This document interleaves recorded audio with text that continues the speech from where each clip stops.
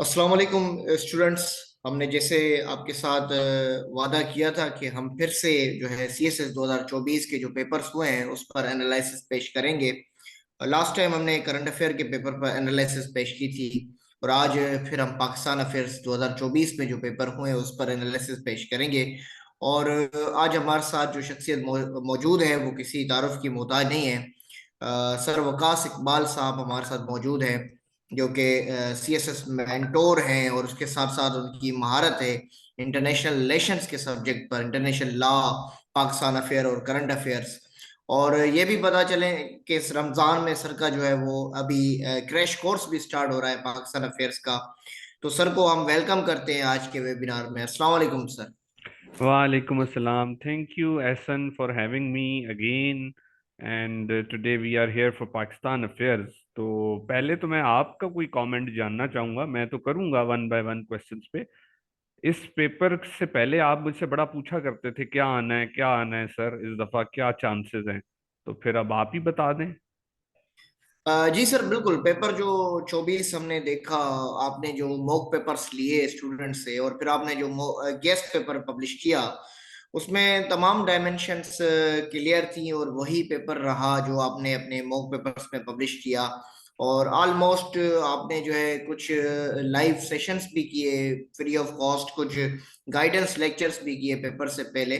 तो बिल्कुल मैं तो 100% एग्री हूँ कि आपकी जो जिस तरह की आपकी अप्रोच है, जिस तरह आपकी एक पेपर को पेपर सेटिंग के एस्पेक्ट से मेंटेलिटी है और टीचिंग मेथडोलॉजी है, वो बिल्कुल जो है वो कॉम्पिटेटिव एग्जाम के मयार पर उतरती है। और आप जो देते हैं गाइडेंस और उसके साथ साथ जो गेस्ट पेपर देते हैं वो 100% एक्यूरेट और रेलिवेंस होते हैं। और ये आज नहीं बल्कि 23 में, 22 में और 21 में भी हमने देखा है।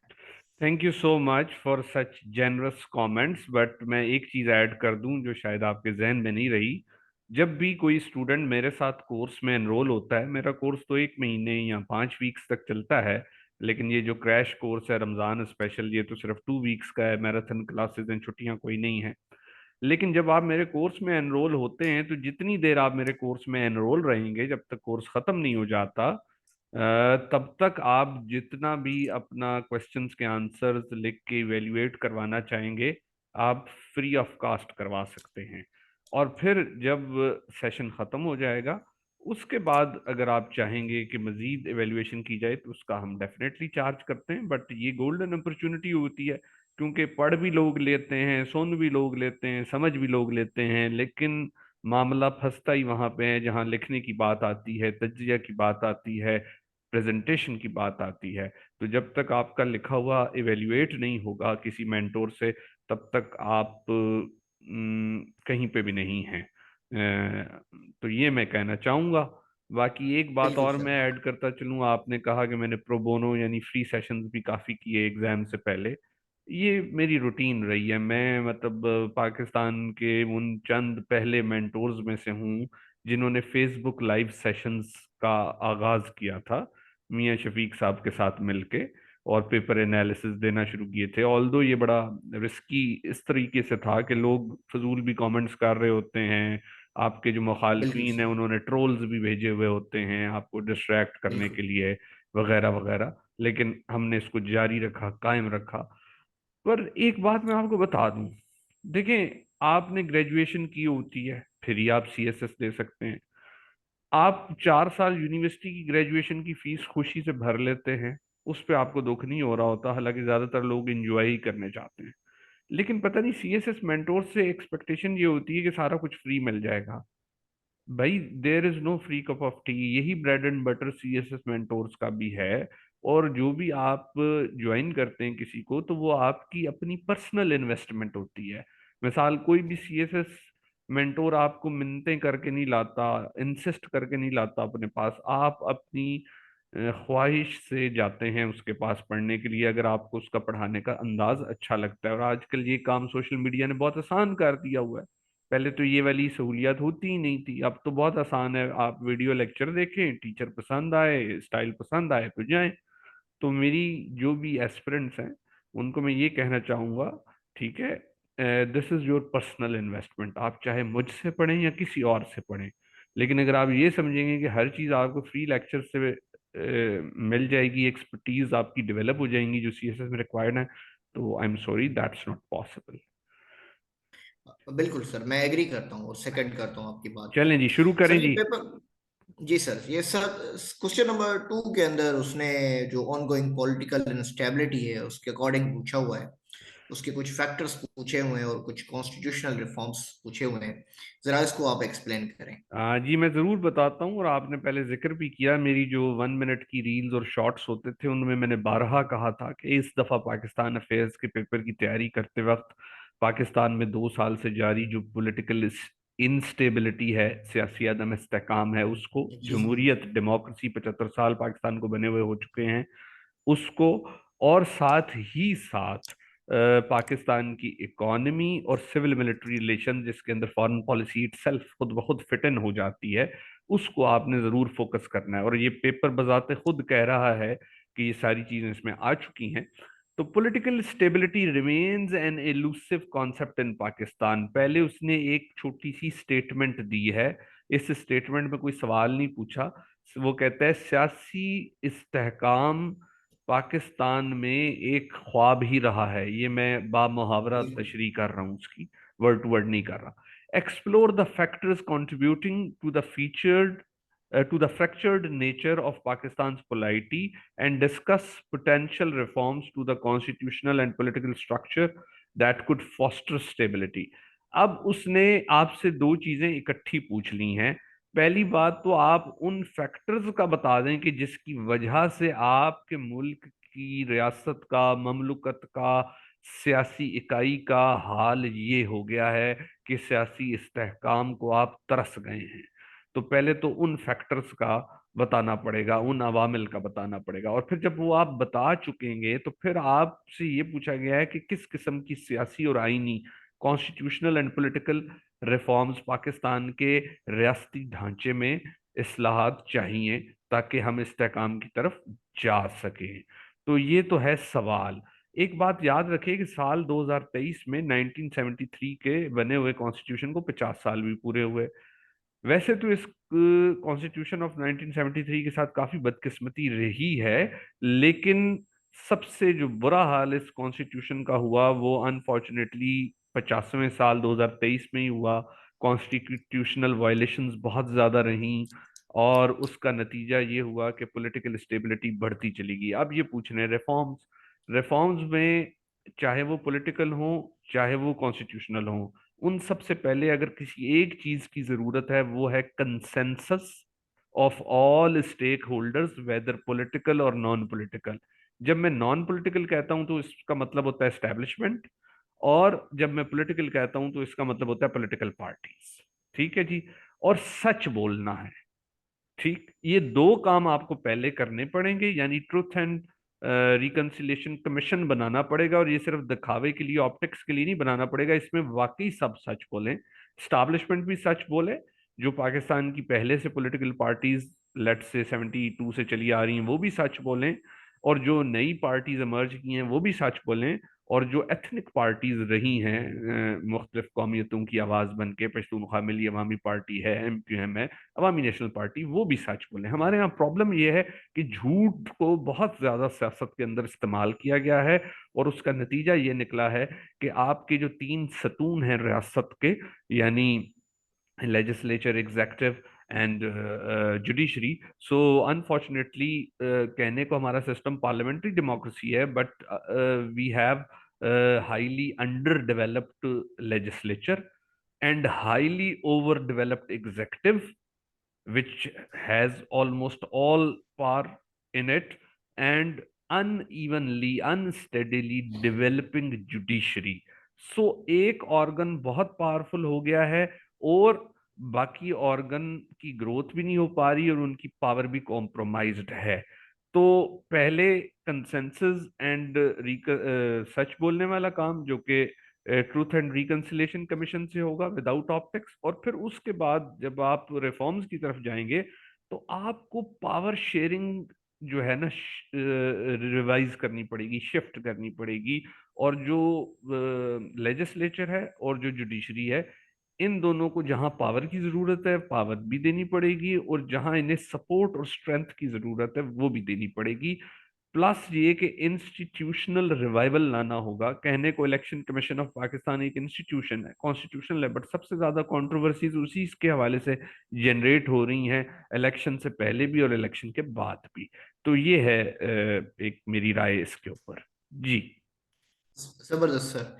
सर ये क्वेश्चन नंबर 4 जो है वो भी सेम नेचर से, डेमोक्रेटिक सिस्टम इन पाकिस्तान और डायनास्टिक पॉलिटिक्स और फ्यूडलिज्म, इसको जरा एक्सप्लेन करें अच्छा, आप। मैं क्विकली जरा क्वेश्चन नंबर 3 को टच कर लूं।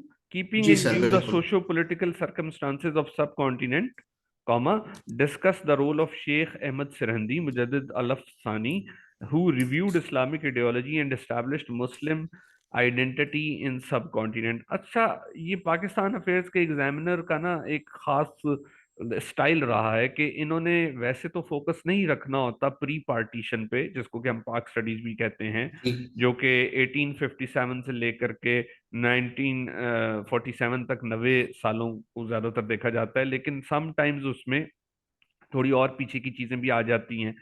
अब औरंगजेब आलमगीर के जब दौर खत्म हुआ तो उसके बाद जो इस्लामी सल्तनत थी, इस्लामिक एम्पायर थी इंडियन सब कॉन्टिनेंट पे, उसकी ग्रिप लूज हुई।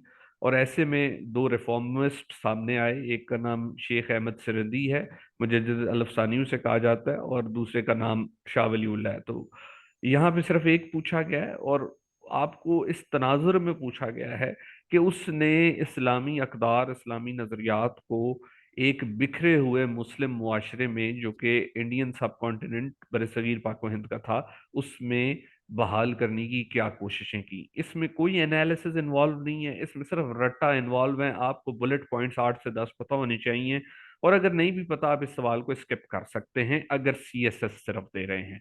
पीएमएस देना चाहते हैं फिर और बात है, उस पर फिर कभी बात होगी। अब आते हैं क्वेश्चन नंबर 4 जो आपने पूछा, और जो आपने कहा कि ये क्वेश्चन नंबर 2 से मिलता जुलता है। The democratization process in Pakistan is still weak and ambiguous। Pakistan में जमहूरियत का जो सफर है या लाहे अमल है वो कमजोर भी है और मुबहिम भी है, ब्लर है, यानी कि क्लैरिटी नहीं उसमें। Do you consider dynastic politics and feudalism are the major hindrances on the way of establishing true democratic system in Pakistan? अरबी में एक बात कही जाती है, अल सवालुल निस्फुल जवाब, यानी सवाल के अंदर ही आधा जवाब होता है। इस सवाल को अगर हम देखें तो ये बात सही साबित होती है। पहले उसने एक स्टेटमेंट दे दी, जैसे उसने क्वेश्चन नंबर 2 में भी दी थी, यानी मौक़िफ़ अपना लिया कि पाकिस्तान में जमहूरी लाया अमल कमजोर और मुबहम है।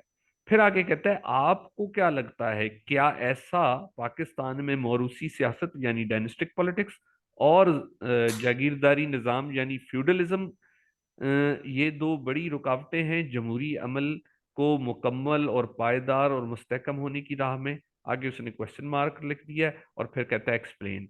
यानी उसने आपको अलग से कोई फैक्टर्स बताने की चॉइस नहीं दी, उसने आपको खुद ही दो फैक्टर्स दे दिए और बताया है कि ये किस तरीके से पाकिस्तान के जमहूरी सफर में एक रुकावट के तौर पर सामने आए हैं। और बेसिकली वो आपसे 75-76 साल की जो तारीख है उसका एक मुख्तसर जायजा मांग रहा है कि ये वाले जो स्टेक होल्डर्स थे, इन्होंने पाकिस्तान को शुरू दिन से जमहूरी मुल्क क्यों नहीं बनने दिया। तो इसमें आप खुल खुला के क्रिटिसिज्म कर सकते हैं। उसकी वजह यह है कि अगर हम भुट्टो साहब को देखें तो भुट्टो साहब बहुत बड़े पॉपुलिस्ट लीडर थे, लेकिन वो सोशलिस्ट सिस्टम की बात करते थे। लेकिन जब वो पावर में आए तो वो लैंड रिफॉर्म्स नहीं ला सके, और फ्यूडलिस्ट जो सिस्टम या जो इन्फ्लुएंस था वो कंटिन्यू रहा। इवन उनके दौर में भी पाकिस्तान पीपुल्स पार्टी जो बड़ी प्रोग्रेसिव जमात थी, उसमें फ्यूडलिस्ट का तादाद और असर व रसूख यानी गलबा ज्यादा था। अब रहेगी बात डायनेस्टिक पॉलिटिक्स की बात, तो पीटीआई में इस वक्त इमरान खान के बाद उसके बच्चे या रिश्तेदारों का ऐसा सच कोई बड़ा फ्यूचर नहीं है, ना ही वो उनको प्रमोट करता है। लेकिन जो आपकी बाकी पार्टीज हैं, पीएमएलक्यू को देख लें, पाकिस्तान पीपल्स पार्टी को देख लें, पीएमएलएन को देख लें, पीएमएलएन में से शरीफ, हाउस ऑफ शरीफ निकाल लें और उनके बच्चे निकाल लें, पीपीपी में से हाउस ऑफ भुट्टो और उनके बच्चे निकाल लें, और पीएमएलक्यू में से चौधरी, शुजात और उनके बच्चे निकाल लें तो पीछे क्या बचता है? कुछ भी नहीं। तो that means it is a bitter truth, bitter reality in Pakistan. Democratisation process has been compromised because of dynastic politics and feudalism। But इस वक्त जो अवेयरनेस या पोलराइजेशन की वेव है, उसमें बहरहाल एक सिल्वर लाइनिंग यानी एक किरण रोशनी की ये है कि ये एक अच्छा मौका है डायनेस्टिक पॉलिटिक्स और फ्यूडलिज्म से जान छुड़ाने का। अब ये डिपेंड करता है हमारे डिसीजन मेकर्स पे कि वो इसका मौके का बेहतरीन इस्तेमाल कर पाते हैं या नहीं। जी। सर ये क्वेश्चन नंबर 5 हमने इसको थोड़ा बहुत शॉर्ट नोट में करंट अफेयर में भी देखा था, climate change and big powers. यहाँ इसने पाकिस्तान अफेयर के कॉन्टेक्स्ट में पूछा हुआ है कि ग्लोबल वार्मिंग जो है वो पाकिस्तान के लिए एक बड़ा उभरता हुआ चैलेंज है, थ्रेट है। तो आप इसके कैसे देखते हैं बिल्कुल। इम्पैक्ट पाकिस्तान के सोशो इकोनॉमिक पॉलिटिकल पर्सपेक्टिव पे, और फिर क्या मॉडल ऑफ इकोनॉमी डेवलपमेंट आप कैसे अलाइन करते हैं अपनी इन्वायरमेंटल प्रोटेक्शन के साथ, इसको जरा एक्सप्लेन कीजिएगा sir. Global warming presents an existential threat to states like Pakistan. जो आलमी हिद्दत है यानी टेम्परेचर्स का बढ़ जाना है, जिसकी वजह से गर्मी बहुत ज़्यादा है, सूरज की रोशनी बहुत ज़्यादा है, मौसम बर वक्त नहीं बल्कि बेवक्त आ रहे हैं और लंबे अरसे तक गर्मी का मौसम है और सर्दियां थोड़ी सी हैं। तो पाकिस्तान जैसी स्टेट वल्नरेबल है यानी हिट लिस्ट पे है, और उसका एक उसकी एक शक्ल हम साल 2022 में आने वाले मानसून की बारिशों से सैलाब जो सिंध और बलूचिस्तान में तबाही लेकर आए उसकी सूरत में देख चुके हैं। और अभी 2 हफ्ते कबल गवादर शहर में बहुत शदीद बारिश हुई है और उससे बहुत सारे मकानात मुनहदम हो गए हैं, तबाह हो गए हैं गरीब लोगों के, मिडिल क्लास लोगों के। और अब जो है ये भी ग्लोबल वार्मिंग और क्लाइमेट चेंज की वजह से ही है। तो examine the far reaching impacts of global warming on Pakistan, यानी आप इसके लॉन्ग टर्म इम्पैक्ट को बताएं, उसका एक जायजा लें जो पाकिस्तान के ऊपर है। किसका भाई है? ग्लोबल वार्मिंग का है। अच्छा, फिर कहता है and propose A model of economic development that aligns with environmental protection. यहाँ पे आके उसने आपको थोड़ा सा ट्रिक किया है, खेला है, क्योंकि ये वाली साइड यूजुअली स्टूडेंट्स ने तैयार कम ही की होती है। लेकिन जिस स्टूडेंट ने एसए की अच्छी तैयारी की है उसके लिए इतना मुश्किल नहीं है। आपसे कोई इकोनॉमिस्ट वाली एक्सपर्ट ओपिनियन नहीं चाहिए, आपसे एक जनरल अंडरस्टैंडिंग अगर आपको इकोनॉमिक मॉडल की है तो आप वो बताएंगे, क्योंकि पूरी दुनिया में तो अब जो इकोनॉमिक्स है वो इनवो एनवो इकोनॉमिक्स बन गई है। यानी ऐसी इकोनॉमिक पॉलिसीज, ऐसे इकोनॉमिक मॉडल्स, ऐसे इकोनॉमिक प्रोसेसेस डेवलप किए जा रहे हैं जो कि इन्वायरमेंटल चैलेंजेस को मद्देनजर रख के बनाए जाते हैं, और उनको फॉलो करने से, उन पे अमल दरामद करने से आपके इन्वायरमेंटल चैलेंजेस को टैकल करने में काफ़ी हेल्प होती है। ज़्यादा दूर जाने की ज़रूरत नहीं है। अपने पड़ोसी मुल्क इंडिया और जो पहले कभी पाकिस्तान था अब बांग्लादेश है, उनकी हम जो इन्वायरमेंटल पॉलिसीज हैं regarding global warming and climate change, उनका जायजा लेके हम भी एक अच्छा इकोनॉमिक मॉडल अपने मसाइल के मुताबिक बना सकते हैं। तो ये इस सवाल में पूछा गया है। आखिरी हिस्सा रिकमेंडेशन वाली साइड का है और बीच का हिस्सा जायजा लेना है ग्लोबल वार्मिंग के इम्पैक्ट्स का जो लॉन्ग टर्म है। और जो सबसे ऊपर हिस्सा है उसमें सिर्फ उसने ये हालात की जो संगीनी है मौसम की बेपनाह और बेवक्त तब्दीली से, उसकी तरफ उसने एक इशारा किया है। जी जनाब। जबरदस्त सर। ये क्वेश्चन नंबर 6 के अंदर अगेन फिर जो है हमारा नेशनल इंटीग्रेशन से ही लिंक्ड क्वेश्चन है।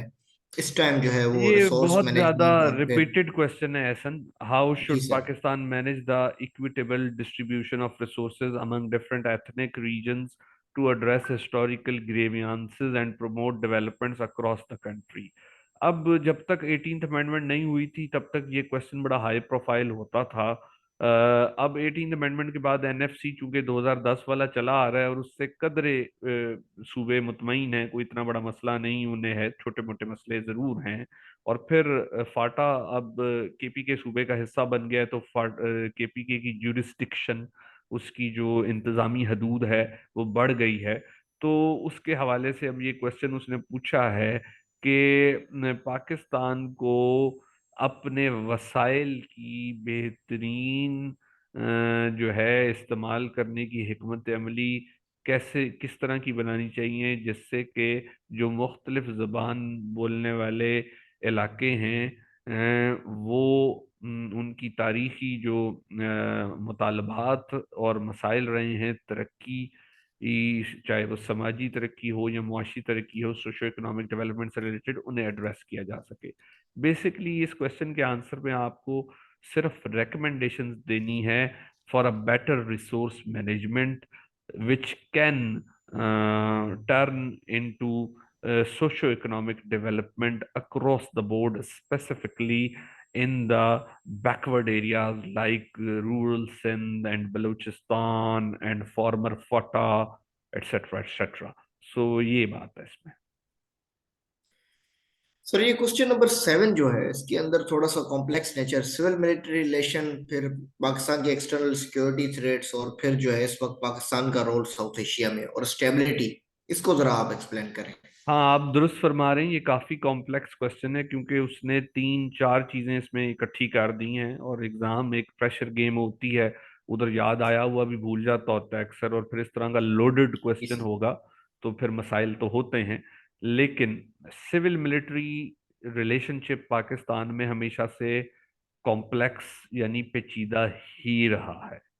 ऐसा क्यों है? ऐसा इसलिए है कि आपको जिस किस्म की जोग्राफियाई हदबंदी मिली, जिससे पहले दिन से आपके भारत यानी इंडिया और अफगानिस्तान के साथ सरहदी तनाज़ात रहे और उन पे जंगें भी होती रहीं, अगर ऐसा दुनिया की किसी और भी स्टेट में होगा तो इस किस्म के हालात में जहां सर सिक्योरिटी सर्वाइवल के लिए ज़रूरी हो जाएगी, ऑटोमेटिकली पॉलिसी मेकिंग में सिक्योरिटी जो इंस्टीट्यूशंस हैं उनको ज़्यादा रोल मिलेगा। तो उसको हम मिलिट्री कह रहे हैं यहाँ पे। लेकिन सिविलियन सुप्रीमेसी की भी अपनी सिग्निफिकेंस है, और अगर वो एग्जिस्ट नहीं करेगी, सिर्फ मिलिट्री ही सारे काम चलाएगी, तो फिर हालात बहुत ख़राब होंगे, और उसकी हम बहुत एक कीमत भी उठाते रहे हैं अक्सर।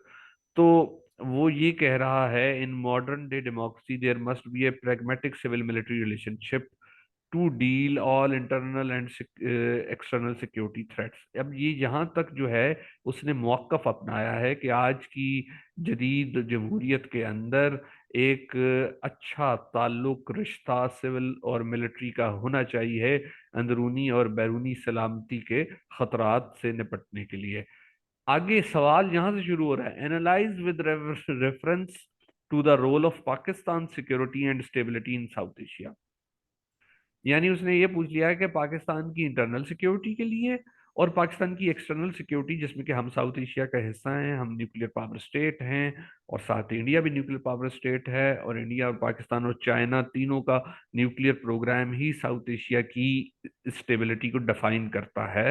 तो अगर हमारे मुल्क के अंदर एक सिविल मिलिट्री इक्वेशन अच्छी चलेगी, तो फिर हम अपने एक्सटर्नल सिक्योरिटी चैलेंजेस को कैसे अच्छे सलीके से मैनेज कर सकेंगे, और इंटरनल सिक्योरिटी के ऊपर इसका पॉजिटिव इम्पैक्ट क्या पड़ेगा। ऐसे में मैं स्टूडेंट्स को समझाने के लिए अक्सर राहील शरीफ के दौर की एक मिसाल देता हूं। जब नवाज शरीफ साहब प्राइम मिनिस्टर थे तो उस वक्त एपेक्स कमेटीज बनाई गई थी प्रोविंशियल लेवल पे, जिसमें civil and military leadership provincial level पे, civil and military administration provincial level पे इकट्ठे बैठ के काम करती थी, और जॉइंट डिसीजन मेकिंग होती थी, और उससे फिर बहुत ज़बरदस्त रिजल्ट्स आते थे। ऑपरेशन ज़रबे अज़ब, और फिर ये जो है कराची ऑपरेशन की जो सक्सेस है, that credit goes to that model. तो that model can be discussed here in the context of Pakistan, but yes, political and economic interest somehow always creates divides and and power politics between these two leaderships और stakeholders in Pakistan। तो ये भी एक reality है। लेकिन अगर अच्छी civil military equation होगी तो देर इज नो डाउट कि पाकिस्तान के इंटरनल सिक्योरिटी चैलेंजेस और एक्सटर्नल सिक्योरिटी चैलेंजेस और पाकिस्तान की पोजीशन साउथ एशिया में, और उसकी वजह से साउथ एशिया में स्टेबिलिटी रहेगी। जी। सर ये question number 8 again national integration पर, इस बार थोड़ा इसने जो है वो 18th अमेंडमेंट का टच दिया है, और फिर उस कॉन्टेक्स्ट में नेशनल इंटीग्रेशन को बात की है, जरा इसको वजाहत करें। Since independence, comma, the most critical concern for internal security is national integration. आजादी से लेकर आज तक यानी 47 से लेकर टिल टुडे अंदरूनी सलामती के लिए सबसे बड़ा मसला या तशवीश जो रही है वो रही है कौमी यकजहती का ना होना या कौमी यकजहती के हसूल में जो मसाइल हैं। यहाँ तक मौकफ है, स्टेटमेंट है। सवाल डिस्कस जहाँ पे लिखा है वहां से शुरू होता है। Discuss the role of constitutional provisions enabling provincial autonomy and devolution of power to strength national integration in Pakistan. अब बेसिकली उसने आपसे 18th अमेंडमेंट का वो इम्पैक्ट पूछा है जिससे कि सूबों के अंदर पाकिस्तानियत का तासुर गहरा हुआ है, और वो इसलिए हुआ है क्योंकि अब सूबे 18वीं तरमीम के बाद ज्यादा खुद मुख्तार हैं। पूरी दुनिया में जहां जहां ऐसी पॉपुलेशन होती है जो कि डाइवर्स एथनिक और सेक्टेरियन ग्रुप्स के ऊपर मुश्तमिल हो, वहाँ पर नेशनल इंटीग्रेशन की ज़रूरत होती है। और नेशनल इंटीग्रेशन यानी कौमी यकजहती हासिल करने का एक तरीका होता है एसिमिलेशन। एसिमिलेशन का मतलब ये है कि उन एथनिक ग्रुप्स को कौमी धारे में मेन स्ट्रीम नेशनल डोमेन में लाना जो कि आपसे नाराज़ हैं, खफा हैं, या वो साइड लाइन हो चुके हैं किसी भी नज़रअंदाजी की वजह से।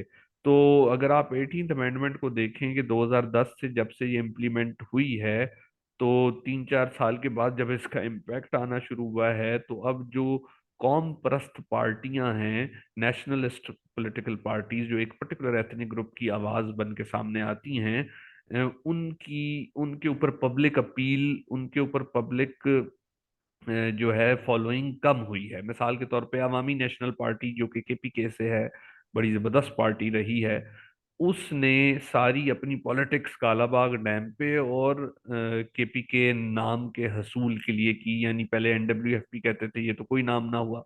अब वो नाम भी मिल गया 18th अमेंडमेंट से, और 18th अमेंडमेंट वाले टाइम पे फाइल भी बंद कर दी गई कालाबाग डैम की, इसलिए कि ये बहुत कंट्रोवर्शियल प्रोजेक्ट हो चुका है, अब इसको करना सूटेबल नहीं होगा। तो आज आप देख लें कि 2013 से लेके आज तक एएनपी 3, 4, 5 सीटों से ज्यादा सीट्स ही नहीं निकाल सकती उस सूबे से जिस सूबे में उसका जन्म हुआ, जिस सूबे के हकूक के लिए उसने 35-40 साल सियासत की। ये एक मिसाल है। सिमिलरली पश्तूनख्वा में पश्तूनख्वा मिली अवामी पार्टी जो बलूचिस्तान में पश्तूनों के हकूक की बात करती है, और इसी तरीके से एमक्यूएम जो सिंध में बसने वाले उर्दू स्पीकर्स के हकूक की बात करती है। तो इनकी पब्लिक अपील कम हुई है, और ये बहरल 18th अमेंडमेंट का वो है फायदा है कि ऐसा हो रहा है। तो एसिमिलेशन का प्रोसेस ने बहरल एक इम्पैक्ट तो क्रिएट किया है, बट दैट्स नॉट ऑल। इससे आगे भी बहुत काम करने की जरूरत है। अभी आपने एक सही कदम लिया है किसकी तरफ? नेशनल इंटीग्रेशन, कौमी यकजहती हासिल करने की तरफ, आजादी से लेकर अब तक। जी जनाब। बिल्कुल ज़बरदस्त सर, आपने काफ़ी डिटेल में उसको एक्सप्लेन किया। और हमने ये देखा कि जो अभी एग्ज़ाम इस साल का 24 का हुआ है वो काफ़ी एनालिटिकल भी रहा है, कॉन्स्टिट्यूशनल पॉलिटिकल टॉपिक्स को उसने टच किया है।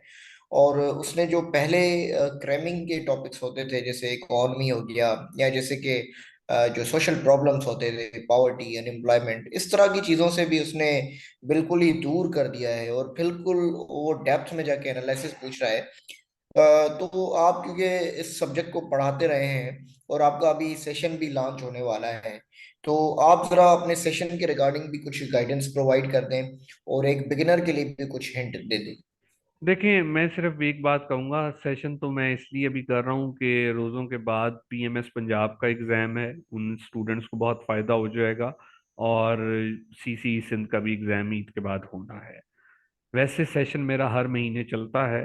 पाकिस्तान अफेयर्स और करंट अफेयर्स में कंबाइन पढ़ाता हूँ। हमने पिछली वीडियो में करंट अफेयर्स का पेपर डिस्कस किया, और हमने इस वीडियो में पाकिस्तान अफेयर्स का पेपर डिस्कस किया। एक बात जो मैं हमेशा से कैंडिडेट्स को उनकी बेहतरी के लिए समझाता आया हूँ, वो बात ये है कि अगर वो दोनों पेपर्स को इकट्ठा पढ़ेंगे और वन गो में खत्म करेंगे, और फर्क होता है सीखने और पढ़ने में। जब वो टीचर के साथ एनरोल्ड है, वो सीखने का मरहला है।